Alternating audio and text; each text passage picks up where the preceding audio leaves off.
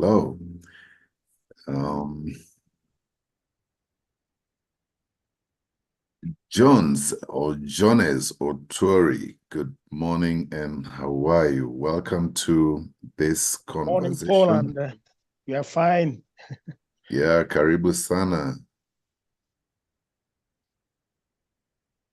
Jones, where are you tuned from? I'm tuned from Pioneer Assurance. Pioneer Assurance, well done, and karibu sana. Hope you'll enjoy what you. we have in our menu this morning, our breakfast. Quite We're indeed. just about to bring it on the table. Hope you'll enjoy. Thank you. I see Hilda. Good morning, Hilda.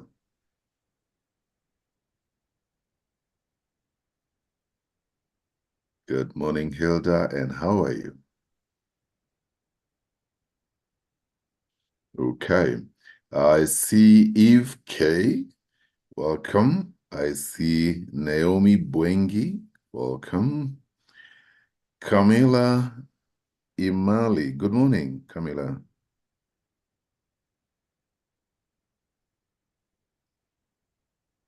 Let's engage this morning.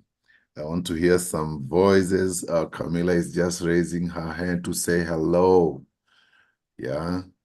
Say nothing, show everything. She's saying hello, and we received that. Would like to know where we are tuned in from. If we can use our chat, we'll be happy to know that our patrons, our guests, where they are tuned from, and maybe which organization they support, as Jonas has already told us. Okay.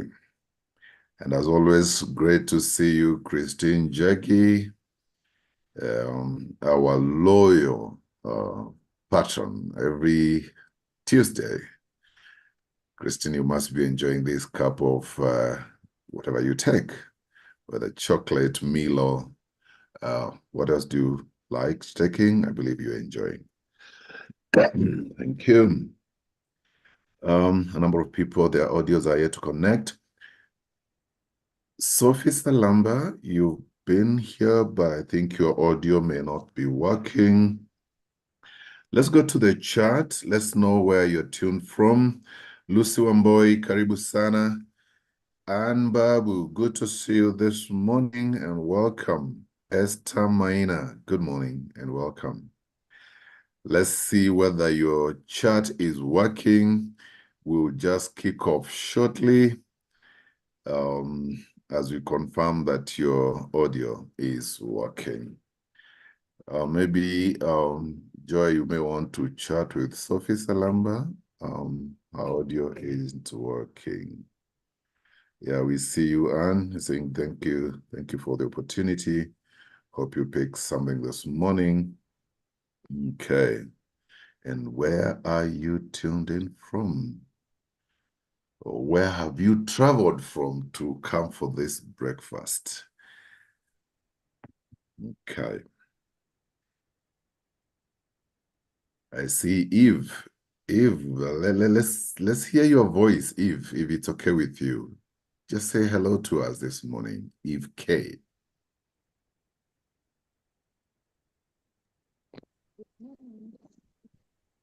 Yes, I'm Eve, tuned in from Nairobi Hospital, supporting one of our own, Stella Owaki. Happy to be here. Fantastic, fantastic. It's calling back in your colleague. Yeah. Yes. And confirming what she'll be telling us this morning. I believe you'll enjoy the story. Christine, I wish we could just hear your voice. You're one of our loyal breakfast person, if in position. If not, still fine. All right. Good morning, everyone. Good morning. I love the breakfast, the delicacies, so that's why I'm a fan. So it's always good.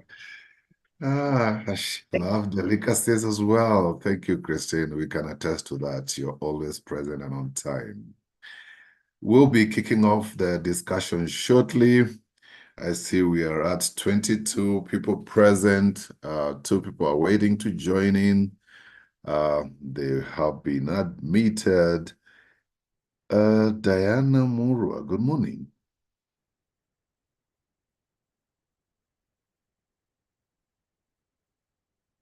Diana Murua, I wish I could hear your voice this morning.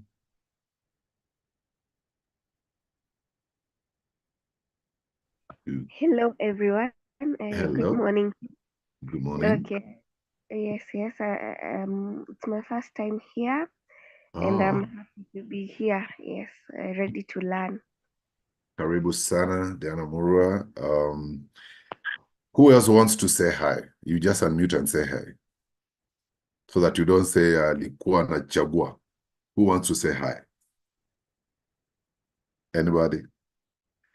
Of course, Rose Moriuki, as always, one of us here this morning. Cynthia and Kirote, good morning. Good to see you here. If comfortable, just unmute and say hello.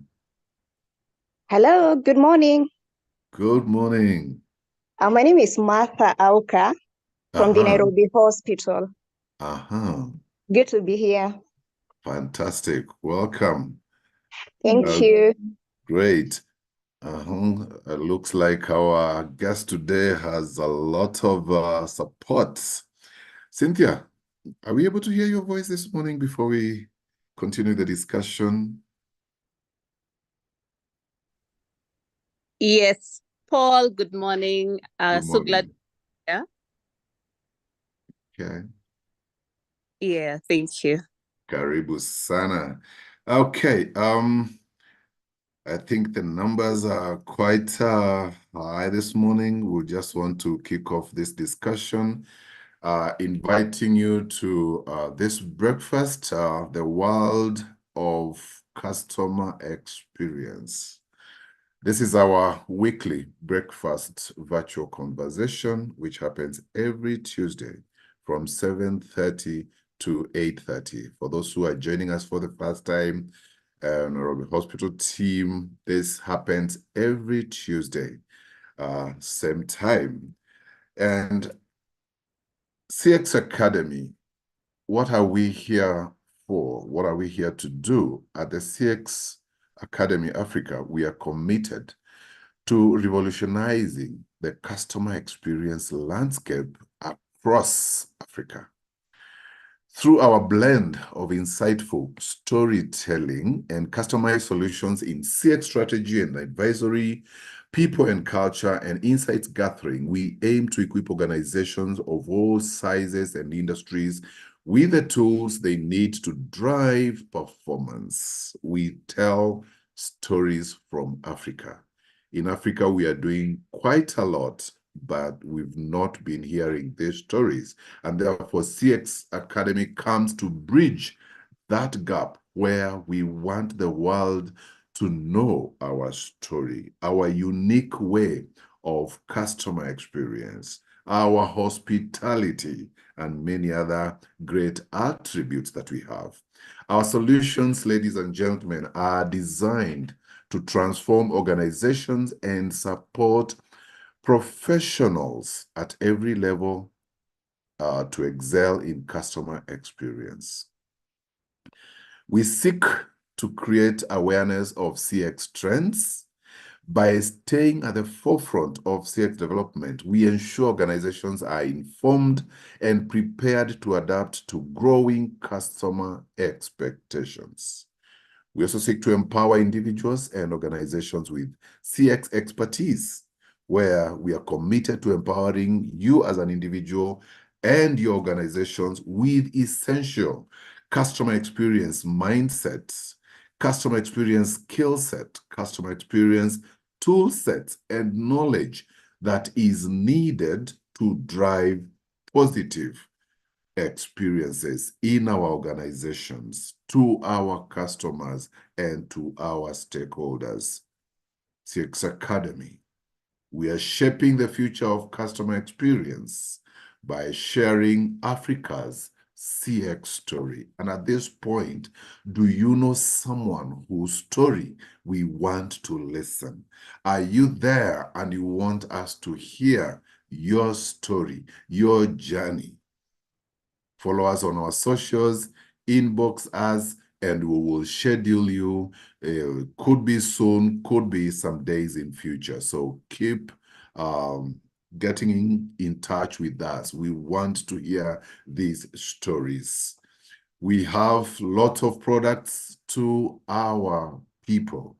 And some of the programs that we have is this one that we are having this morning, the World of CX Weekly Breakfast Virtual Conversation, which airs every Tuesday, as I alluded earlier, and it's free. And so kindly make a date with us every Tuesday, 7:30, and to hear great insights from those who have been there, those who are getting in, and what is this that they have done. We have monthly CX Champions webinars. You will hear more about this.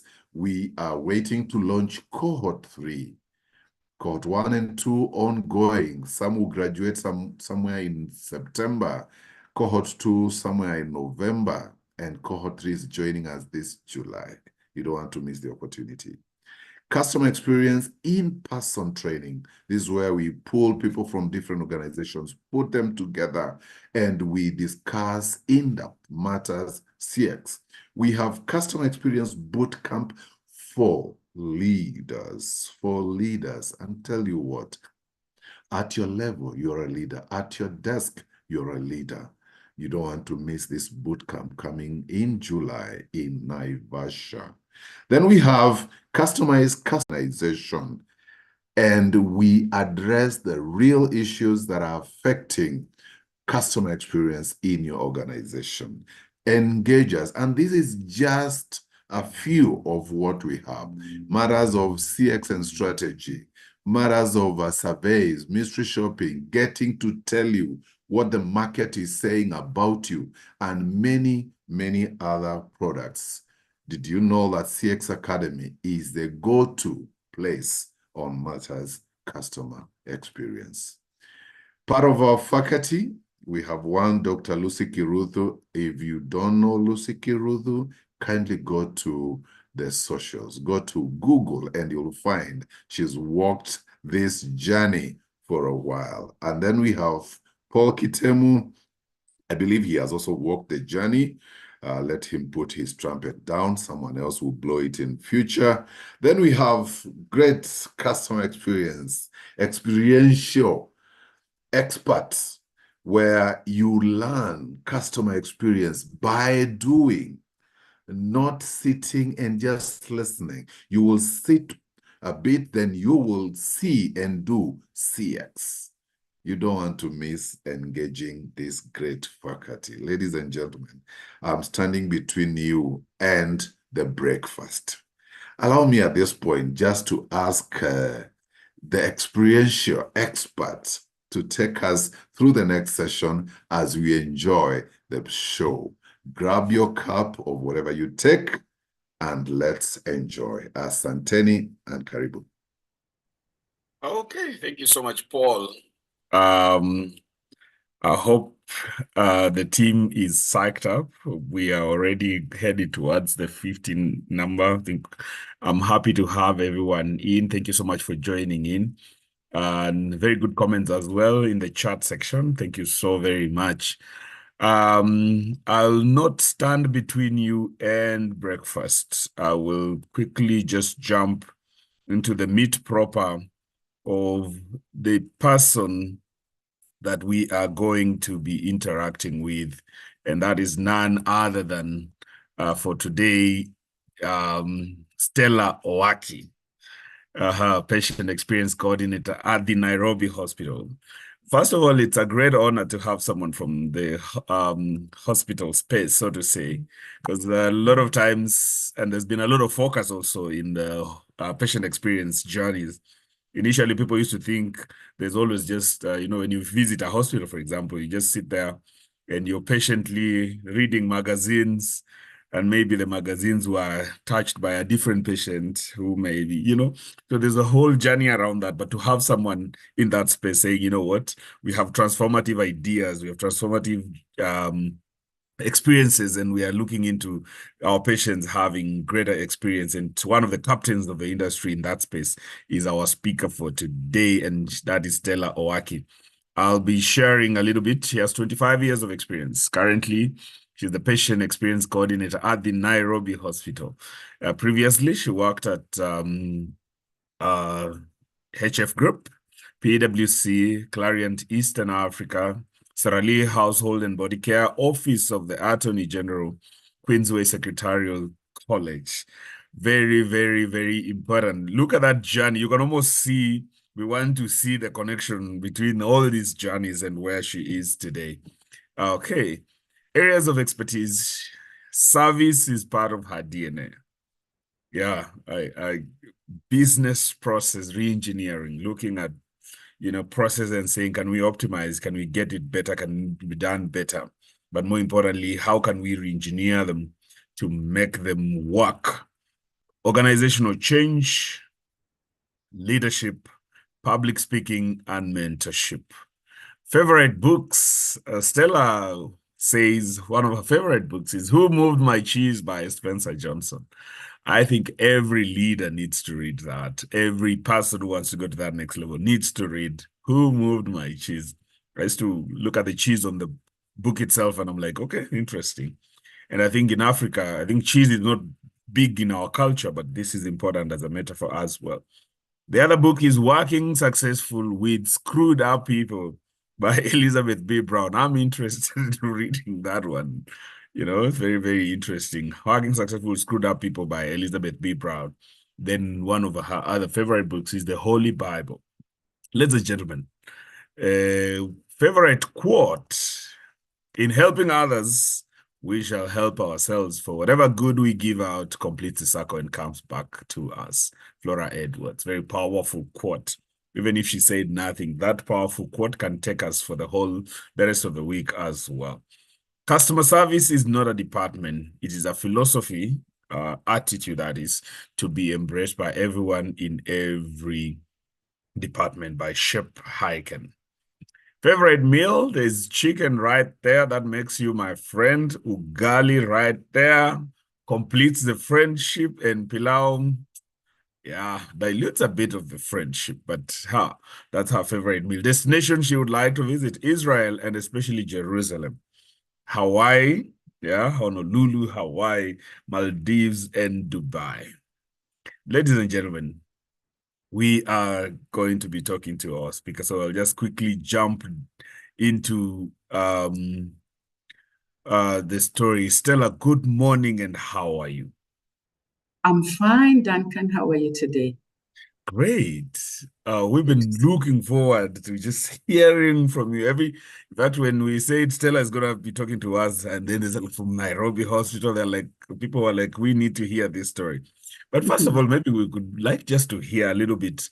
Where did your story start from? You know, how did you get yourself into the world of customer experience, or for that matter? My story started in the year 2005 when I was at HF. As I told you, I trained as a PA, and I worked as a PA. My journey started as a trainer, as a tutor at Queensway Secretarial College. Then I went to the Attorney General, where I worked for 2 years. And then I moved to Sierra Leone. And so I was a PA. And my journey started when I went to HF, and I was working as an administrative assistant and also doubling up as early arrears collections officer. And so there was a crisis in the mortgage department. As you see, HF deals with the mortgage, it deals with giving loans and all that. And so there wasn't any department called customer service. Actually, what used to be there is a mortgage department which used to deal with customers, used to deal with people. And so there was a crisis there. By then, I had just been promoted to be a relationship officer because I have a bias in sales. I'm a businesswoman also. I sell, and so I'm very good in sales. And even in my life in HF, having been in customer experience, do you know that I used to be the best salesperson? Won a lot of goodies, a lot of bonuses because of selling. And so I was just promoted to be a relationship officer. By then, that's what we were calling the salespeople in the bank. And then there comes a call from HR, and they told me there's a crisis in the mortgage department. We want you to go and take care of our customers, telling them what is their monthly due, giving them those letters, sorting their issues, and blah, blah. And I looked at it and said, wow, I've just been promoted from a PA to a relationship officer, and this is the way I want to go my journey. I feel this is a demotion, I won't take it up. But I was persuaded by the then HR director, Winnie Manyara, the late Winnie Manyara, who is one of my mentors, somebody who has made me to be where I am today.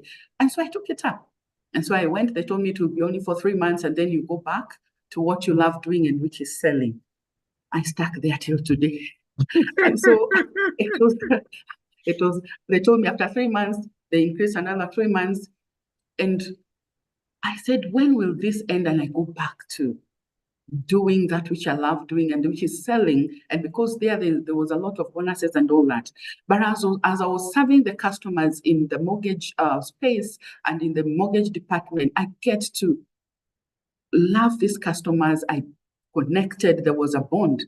And so one day I was called in the HR office, and there was my director for sales, and there was a director for, who was like director for IT, and then she was doubling up also as a mortgage, as the customer service kind of director, Carolyn Armstrong, I will never forget. And I was asked, now that you have been in customer service, you have excelled so well, your work is commendable, and we can't do without you there. And so we are here. And Winnie started looking at me. And so as your HR director, I would like to retain you in customer experience. And we've called you to get your opinion. I looked at my Caroline Armstrong, the then head of IT and customer experience, which was, by then there was no customer experience. Actually, it was switchboard, a switchboard. And then there was the sales director, and I looked up and I said, God, help me to make this decision. I took a sigh and I said, I would want to remain in customer experience or the mortgage department by then. And the then boss who had really fought for me to be promoted to be a relationship officer was like, Stella, you're not serious. We only took you there to hold gap, and then after that you come back and continue with what you love doing, and which is sales, and which you are doing so well, because every customer I would talk to, every customer I would touch was a sale. They would either open an account or deposit some money or just take any of our products. And so it was a decision that I made because I had passion for serving people. And I felt even when I'm in customer service, I can still sell. And I proved them that even customer service and actually sales are really connected, because even in my journey as serving the customers in the mortgage sales, I became one of the best salesperson in HF Group. Won a lot of gifts, won a lot of trips and holidays, and so many gifts that I got, and even money in my account, because there it used to be based on what you bring in, and the system was very clear. So Duncan, that's how my journey in customer service started. Very, very, very interesting. I never thought I would be one. No one at the top has admitted that they ever wanted to just be in customer experience. So it looks like it's almost like a good accident. But then what I'm hearing is the fire in you to deliver results, the fire in you to say, you know what, as I hold forth, I still give it my best because I'm not doing it lackluster. And because of that, a team comes and says, hey, could you consider this, And here we are, now it's top of the food chain. And again, hearing you from PA position, so to say, then you go to relationship management, and before you know it, you're in customer experience. There's a whole story in there that we may not have time to unbundle. But maybe, have you experienced challenges? What are these challenges, and how can we benefit from what your lenses and wisdom that you've gathered from these challenges, Stella? As I told you, one of my challenges The sales director told me, you don't know how her customer service job is hard. Why are you getting into that space? You know, those are the challenges. One of the challenges, people are trying to bring you down, people telling you it is a hard job, it's a stressful job, do not take it. And I proved them that it is a good space to be in and that you can overcome those challenges. All you need to have is to have passion for the customers you're serving. You have to know your game, and you have to know what the people that you're dealing with, knowing your customer. And you know, the banking sector helped me so much, because before you open an account, you know your customer, know the customer so well that by the time you're bringing them on board, you really already know what kind of product you're going to give them. The other challenge is getting the people to know your passion, to follow your passion of customer experience. And you know, in departments, you're working with various people, you're dealing with various departments, because customer experience touches the whole journey of the organization. It touches every department. So getting these people to rally behind you and have that passion to see what you're seeing in the customer, seeing that the customer is the boss, that it is the customer who has employed them. It is not easy. It is a challenge, and it's a challenge that is there that needs to be addressed, because rallying those people together, that disconnect between the top management and CS, getting the buy-in, getting people to understand that customer experience is very important and it is a game changer. Getting that buy-in is not easy. And also in customer service, when you're dealing with customers, you need to appreciate your customers, and most of the time, customer experience department is known to be a spender. Get that budget to push your story, to push your activities, to push what you want for your customer becomes a big challenge, and you get to negotiate. You have really to get a buy-in and try and convince management that I need this budget. For the Nairobi Hospital, we talk of millions of what you're going to use to even to celebrate the internal customer. So it becomes a bit of you get to really put your case forward and be firm and tell them this is what I want to do. The other thing is that you'll have to sell that CS, you sell your what you're doing. And people will ask, so what are these customers people doing? Then you have to bring results. And the challenge is, what do they want to see?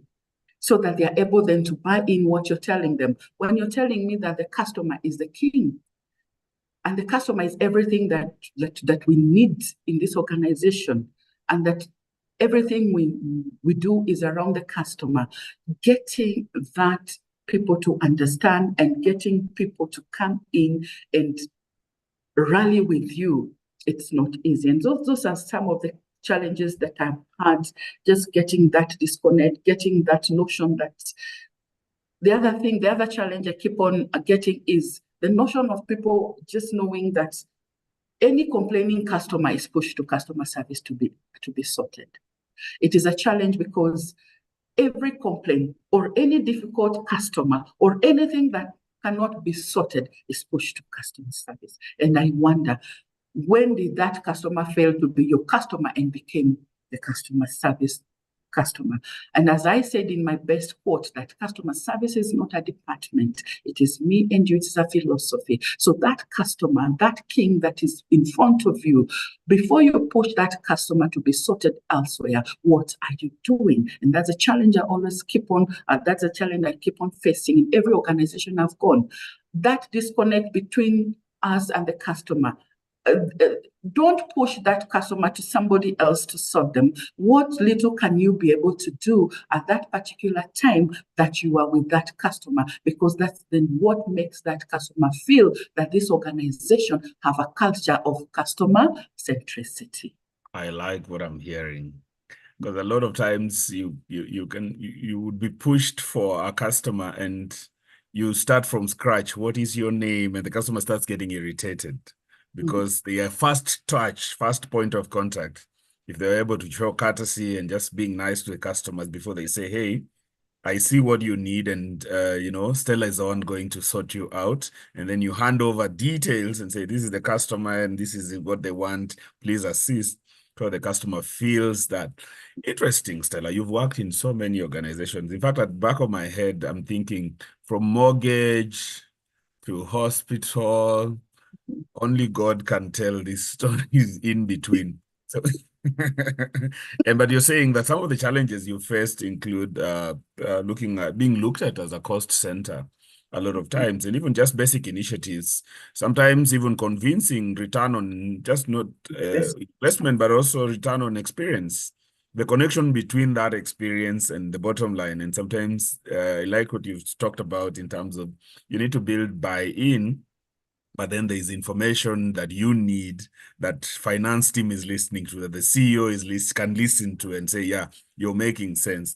Maybe the question would be, you've risen through the ranks, you're now on top of the ladder, so to say.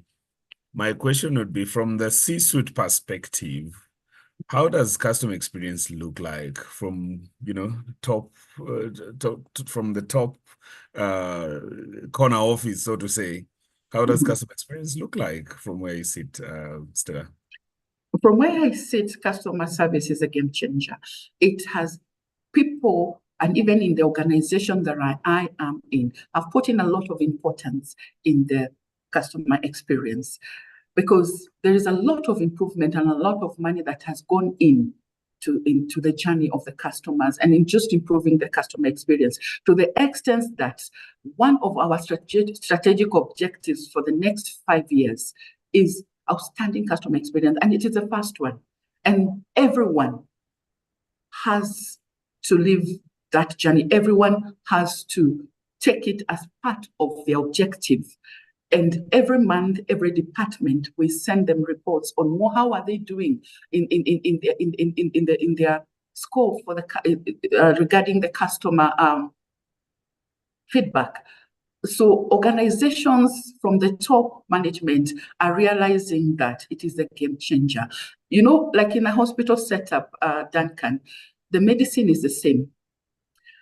The doctors move from one hospital to the other. So what is the game changer?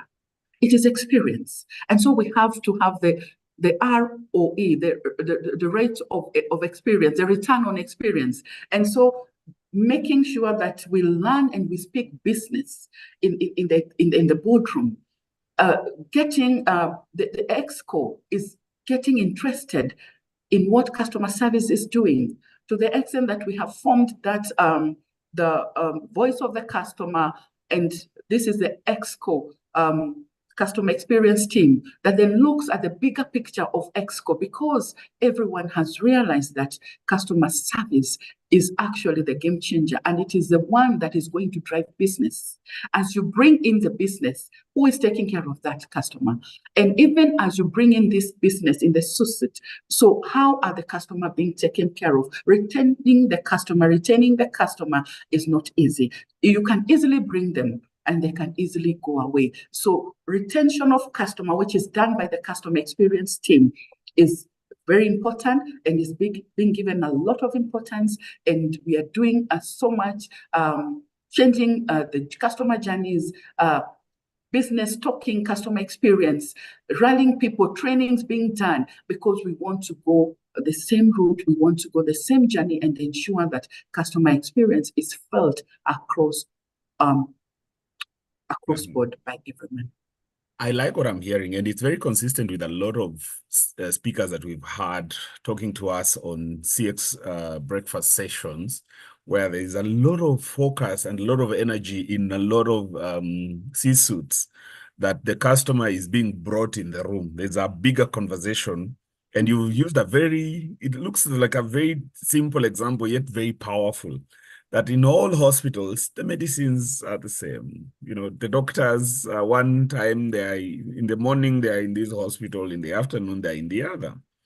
And so the game changer then becomes the customer experience, the experience that the customers are having.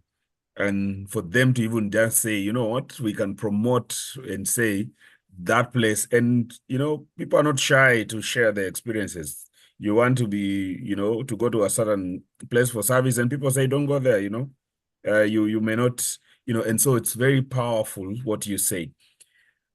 Again, back to you, Stella. There was a journey around you starting as a PA.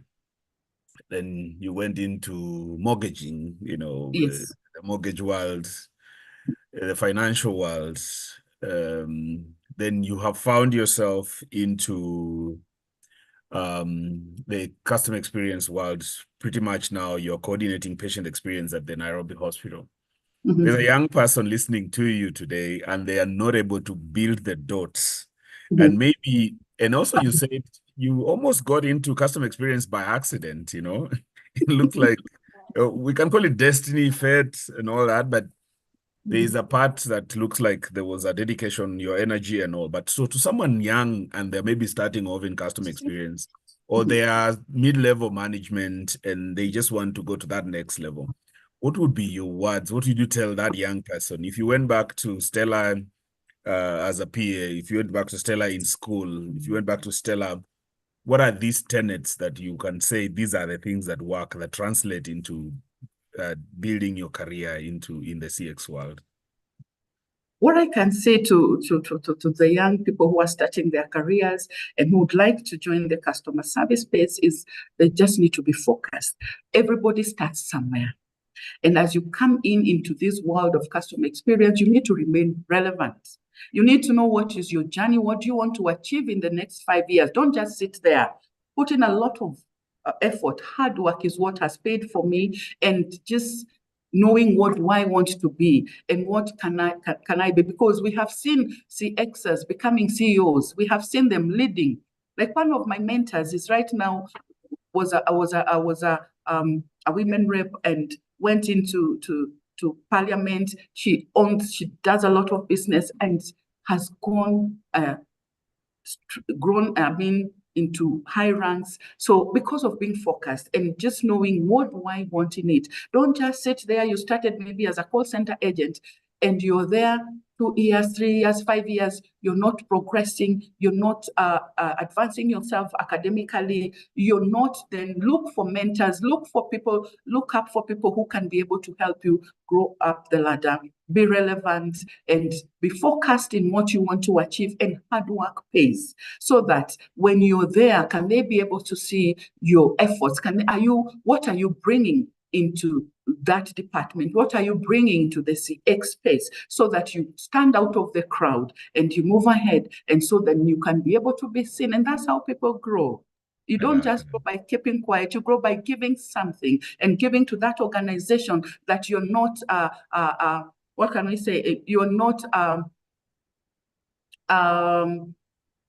somebody who is just there to be seen, but you're bringing value to the organization, you're bringing value to that department, you're bringing value to your team, you're bringing in new ideas, you're growing and you want to grow, and you're seen to be a team player so that you're part of the team and the team will uphold you and you'll become one of the most important and key players in that department. And that's what I can tell the young people. That is a good space to start in, and it can open avenues. And you get to learn a lot in the organization. By the way, customer experience is a department that you'll be able to learn so many of the departments and what happens in the organization. You become actually like a manual for that department because you're able to understand what goes on in that organization, because you're privy to the journeys, you're privy to what the customers are saying, and you have a lot that you can bring to the table, and even at the exco level. I like that. Was I can say I can tell the young tax who want to join this space of customer experience. Thanks, Stella. I think what I like, and there's another example you've said that now, initially, if you looked at CEOs, they were coming from the finance department, but right now you start seeing a lot more. They are businesses looking for someone who understands their customer, someone who understands translation. And one of the things you said is, I think you talk to a call center agent, sometimes they demean or cheapen the value that they bring, or sometimes they don't know how to translate that value and use it as currency, even in the beginning, yet they have so much. You'll hear a lot of organizations maybe even going for research or, market research on, product understanding and all that. Yet you're the person who talks to customers every day. You can actually translate that report better. You can add nuance, you can add insights into that report, and you should be able to use that as value. And that's what I'm hearing, Stella. And it's very interesting hearing from you, and for you it's not empty because you've built it. You're saying, what, there's a place also for hard work, a place for putting in time, putting in effort. You also said in passing, adding capacity by either doing a skill or going to school and stuff like that. And I think that becomes very, very, very, very important. You keep mentioning about my mentor here. In fact, when you started, you said, I've had mentors. And you mentioned mentors who excel in different spheres. And maybe that can easily explain when you go maybe to your mentor and say, hey, I know I've been selling houses or mortgaging. I want to go into these other spheres. And they say, go for it. But where is the place of these mentors? And maybe would you say it's played a premium role in you rising to where you are, Stella? Yes, indeed, it has really played a great role to where I am today. And in life, you need mentors. You need people to walk the journey with you. You need people to show you this is the way to go. I want to go into this direction. You need advice. And so these mentors have shaped me who I am. I started by saying one of them was the late Winnie Manyara, because she was the HF group. And she told me, this you can be able to grow in this space, and the journey you have chosen is not bad, and I want to do this, and really told me this is the courses you need to do, and even helped me to get into career growth, and really shaped my journey. And then when I look at how she started and how she ended, I got motivated. One of them is Rachel Amolo. Was actually, she started also as a PA. Right now she's in Bunge doing her PhD, and she was a women rep, and she now runs also an empire of businesses. And she told me, Stella, you can do it. I remember the first job when she was a PA in one of we used to call it Kenya Secretarial where the recruiters, and she was a person actually I met and recruited me, and we walked the journey, and I saw her there, and she has grown to the level that amazes me. And we were together in campus, and she would encourage me and all that.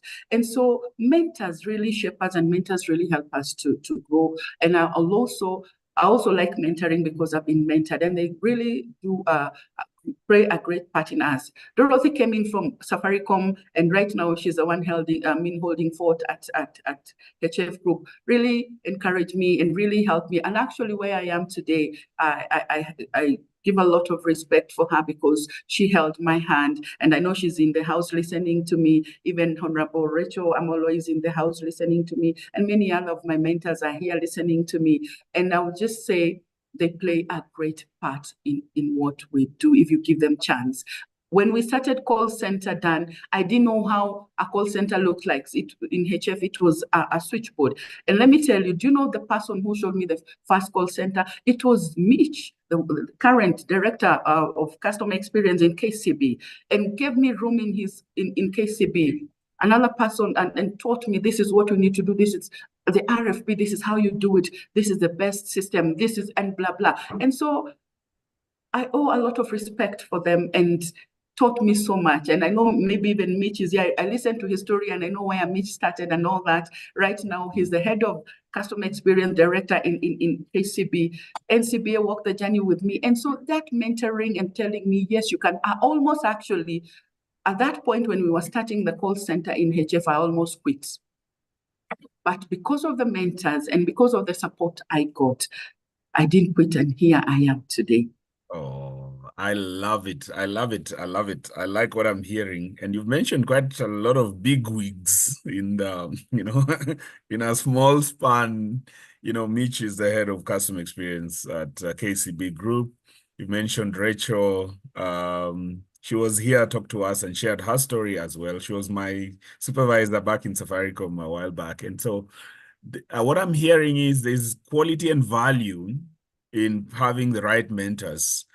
But also what I'm hearing is that when you receive mentorship, it's okay. It's also important to pass on that fire to someone else. And that's what Stella is doing. Maybe Stella, before we go to the next questions, and also ladies and gentlemen, if you have any questions, please put them up in the chat section. We'd like you have any questions for Stella, put them up in the chat section. Let's see. Most of them will be addressed. But are there qualities you look for in a mentee? Are there people who've come for mentorship to you and then you're like, this one will waste my time? Maybe do you have qualities of what a mentee should also bring on the table, right, Stella? When I'm looking at a mentee, I look at where they have come from. What is their zeal? Do they have passion for people? Because if you have a passion for people, and I can see your track record that you're a person who loves people, because I'm a person who loves people, person who likes giving back to society, a person who likes people to grow, and a person who has grown. Even you can see that their journey, they started here, they are here, and this is what they're aspiring to do. Somebody who is always optimistic, and somebody who tells you it is possible to do it. Somebody who will also tell me that there is nothing impossible, that you can make it. Somebody who is always pushing me to get better. And so I look for those qualities in that person. How are they striving? How are they sorting their issues? Are they optimistic people? Do they look at things positively? Do they look at people? Do they love people? Do they love serving? And do they have that, what we call the servanthood, leadership in them? Are they people that I can go to in confidence and they can be able to uphold the confidentiality? Are they people I can be able to open up to? Are they people that can open up to me so that then I'll find comfort in addressing any issue that I have? I like with that. them. I like what I'm hearing, that, you know, there is a fire that you bring on the table. In fact, I've had scenarios where you go for an interview and someone says, I don't know much about your qualifications, but I like the fire that you have, and I can see a lot of fire in you. But when you mentioned you also have politicians as your mentors, not really politician in that sense, but someone who has broken barriers. And I think that was the example, that they've been able to scale up, do business. They've been able to, and because of that, I see a lot of zeal and energy in you as well. Let's switch gears just a little bit, Stella. What do you think is the future? The future of, I think there's someone celebrating Jen. Yeah, there's someone celebrating. When I had, say, mentors, I think they jumped in to celebrate. Where do you see the future of customer experience in terms of just where businesses, and I know you've touched a little bit about it, but is there a future for customer experience? I know we've had examples like, you know, if you're not working very hard, go and kill some time in the customer care department, or, you know, sometimes you're called a cost center. So when people who bring in money are speaking, you're told, please, you know, hold your horses. We will come to you. But what's the future of customer experience? Is there a future for it? If anything, you know, from where you see it, from ukipambanua, you know, what are you seeing, Stella? Duncan, there is a lot of future in CX, a lot of future. And as I said, it is a game changer. By the way, if you're not thinking customer experience, know that your organization is in the path of death, because CX is the future, and it is the life of businesses in this country. And as you said, let me just dive back to one of the challenges. I said it's being pushed for customer experience. People being pushed to customer experience because they're not performing in their departments, or maybe because they are not qualified. CX future right now is going. The future of CX, the future of CX is looking at qualified people who can be able to make decisions in those boardroom. I mean, the future of CX is bright. It is a game changer. We are talking business, because when you want to invest in your business, invest in your customers. And when you talk about customers, we are both talking about the internal customer and the external customers. Invest in yes, the future of CX is going the path of investing in their customers, because they have realized without their customers, there will be no profits. They will close business. And so by investing in their customers, investing in their internal customers, in turn, the internal customer is going to invest in their, when they invest in their internal customer, in turn, the internal customer is going to invest in their future customer.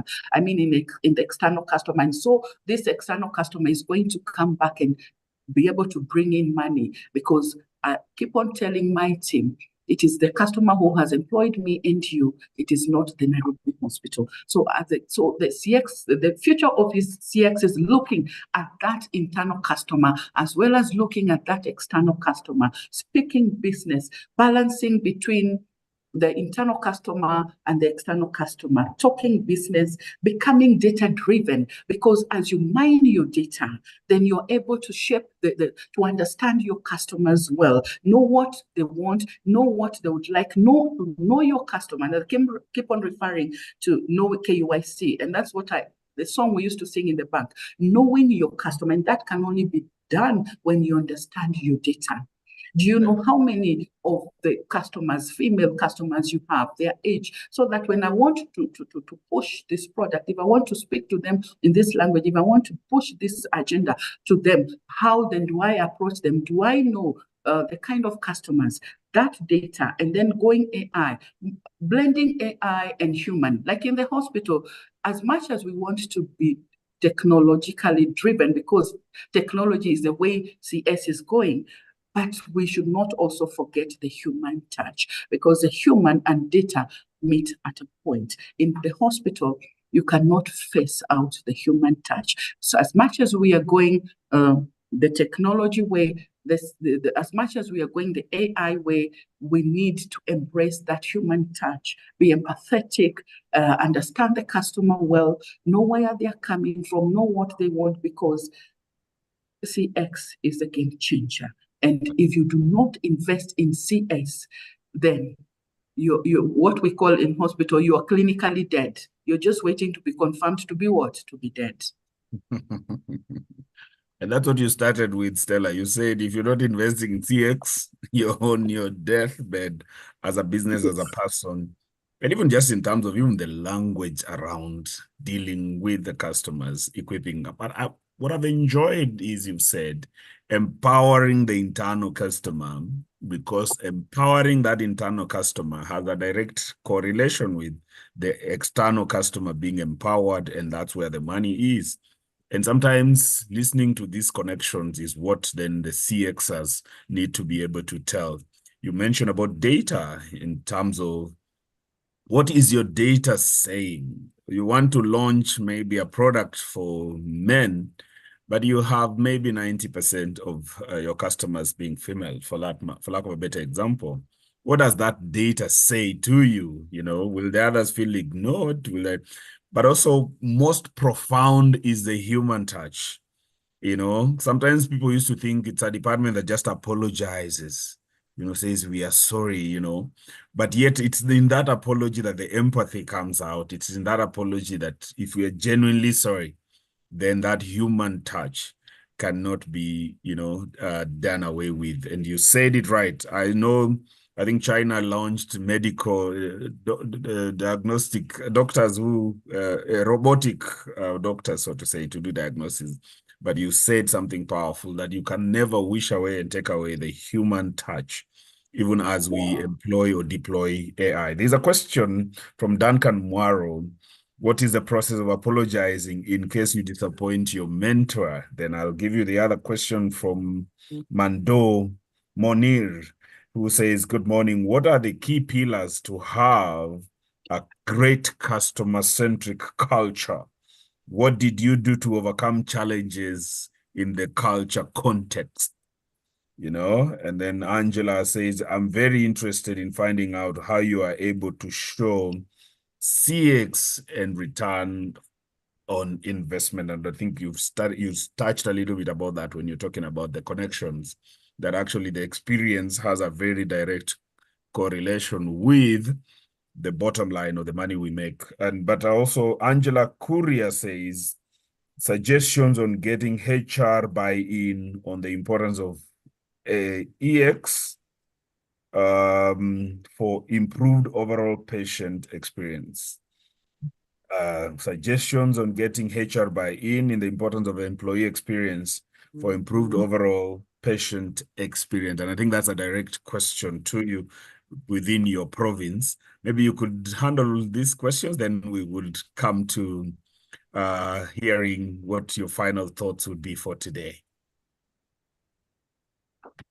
Sorry, Duncan, the first question was about how you apologize to a mentor that you have disappointed. I think apologize to a mentor. If you disappoint a mentor, what's the process of apologizing? I think someone, I'm not saying it is him, but there is no process of apologizing to a mentor because this is a person you relate on a personal level. This is a person you find confidence in. There is a process of apologizing to the customers. There is a set process of how we apologize, blah, blah. In our place, it's like about 7 stages. For a mentor, apologizing to a mentor, when you have failed them, you just tell them maybe have a candid talk with them and tell them here. And when you have goofed, you own up and say, I'm sorry, I let you down in ABCD. Maybe we have another talk and guide me on how I would have done it better and how I can improve better so that I don't let you down and so that I'm able to do better next time. Just be candid, be open and accept your mistakes and where you erred and seek for guidance and seek to be rementored and seek to mend, the relationship. That was, I can say, it doesn't have a process because this is a person I'm relating to very well, and this is a person I'm looking up to. So when I've wronged them, I don't think there should be a process. What are my mistakes, and then tell the mentor what I'm planning to do to be able to go back on track and do things better next time. Yes. Good. I think the other question is the pillars of a great customer-centric culture, but I think the larger part of it is to say, have you had strategies to overcome cultural contexts that do not align to CX? What have you used to align culture to strategy in customer experience? But what are the key pillars to have great customer-centric culture? Just getting buy-in to get people to be to understand your customers, get to your people who can be able to rally your passion, being teamwork, getting a teamwork, getting people who can be able to work together and pulling those people together to be able to serve your people. Employing a lot of training, communication skills to the people, getting people to know what they are supposed to do and what and the importance of turnaround time for the customers is very key. That is a culture that should be embedded. That is a culture that should be embraced by most of the people so that you have then a rich customer experience culture, getting a buy-in from the people and getting people to understand their customers and to serve them well and to know that the customer is not only always right, but the customer is the king and the customer is the person who has made them to be there. He's not actually an intruder in their business, but part of the business. I think one of the things that keeps jumping up, Stella, from you is how ingrained you are. So there are those punchlines you keep throwing. A customer is not an intruder, but he is the one that is keeping the business going. In the interest of where we are right now, I would like to come to you maybe as in terms of employee experience. I think you touched slightly about it. How do you get your HR to buy into your strategy? Maybe as you do that, we'd like to benefit from you. What are you sending us away with from where you sit? We have a team that is listening in today, the CX community listening in today. What would be your parting shot for us today, Stella? Before I give my parting shot, you've talked about how do we get the buy-in from HR. In my organization and in the various organizations I've worked in, we work as a team with HR because who owns the people, the staff, the internal customer is HR. So everything we do when we are celebrating the customer, who is the internal customer, bringing in HR to understand the importance of also the importance of the internal customer and getting the internal customer be appreciated and feel that they're part of the organization. So everything we do, we work hand in hand with HR, getting their buy-in in the activities. We participate in the activities, they participate in our activities. We become a team. And so with that, then we are able to get a buy-in from them. They're able to understand us, we're able to understand them, and we work together as a team because the internal customer touches on both the customer experience and the HR. And my parting shot to the customer service professionals is always put yourself in the customer's shoes while serving them. CX leaders fight for your teams, invest in your people in data, and then relate customer experience and business growth. Otherwise, you're not going to be relevant. And otherwise, if you don't put yourself in the customer shoes, you will never understand where the shoe pinches. And so there will be a disconnect. So that is my parting shot, that we need to always put ourselves in the customer's shoes and always endeavor to put a smile on their face and always give them value for their money. That is my parting shot. What a parting shot. Number one, what I heard is invest in your people. Then you said something just closer to that, fight for your people.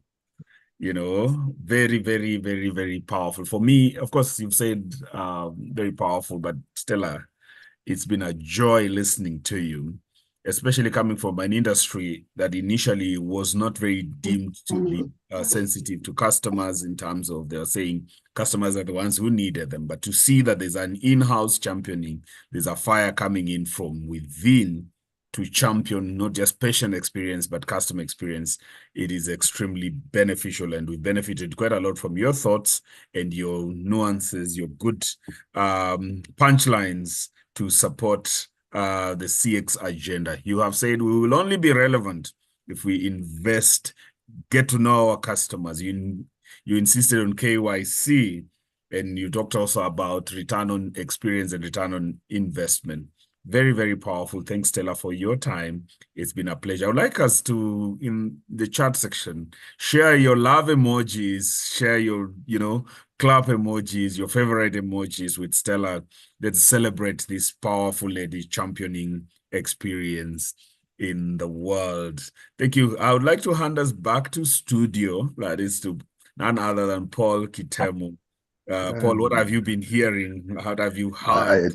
I tell you, I feel like Stella has really squeezed her time. I'm enjoying the conversation. And it's like I looked at the time and I saw time is up. But I've really enjoyed this story, from seeing someone from being a tutor in a college to becoming the who is who on matters patient experience.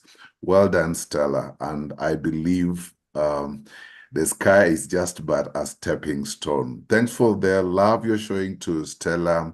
And there's still more. And you never know, one of these days we might want to host Stella again to now talk about a specific aspect in the area of patient experience. And you can see the trends are changing. It's just the other day we didn't know that patients need to be taken care of. Patients didn't know that they have a right to have the right customer experience. But today we even have a patient experience week, which I think passed the other day. And I tell you, you don't want to miss this kind of conversations every Tuesday, 7:30 to 8:30. And you don't want to miss our products. I said earlier, we have a boot camp that is coming on 18th and 19th in Sewela, Naivasha. Follow us on our socials, engage us for more details, get that approval now, get a number of people to join you. And you know, when your leaders get it right in CX, everybody will get it right. But if they just keep telling you that is for the front office, then you will struggle for a while. And also, if you want to nominate some champions for CX in your organization, Talk to us. We are starting our cohort 3 in July. We'll be able to get in touch with you. On our chat, you are seeing our links. Give us your comments. If you're interested in any of those products that we have, kindly log in on those links that you've been given. Call us, send us a message, and we'll be able to get back to you. Ladies and gentlemen, thank you for honoring us with your presence. Let us know what's working. Let us know what's not working. Also, at your given time, email us and tell us what change you are getting out of this breakfast. Stella, once again, thank you for creating time to be with us. I also saw a number of people from our forum. Lorna, I saw you, and maybe one of these days we'll want to hear your story. Our people from the Pearl of Africa, we see you. And let's keep building this body. Let's continue sharpening our skills. Let's continue spreading this to our people. If you're from an organization, when you get this joining link sent to your organization, we want people to learn. Do you know you can actually train your people through these shows every Tuesday, and you get aligned with us, with that. If you have any comment, drop it as you leave, and enjoy your day, and see you next week for yet another exciting discussion about CX journey, the Africa way. Enjoy your day, and it was great seeing all of you. See you on Tuesday. Thank you, Paul, and bye. Kwaheri, asante. Thank you for hosting me. Much appreciated. Fantastic. Welcome. Always a pleasure.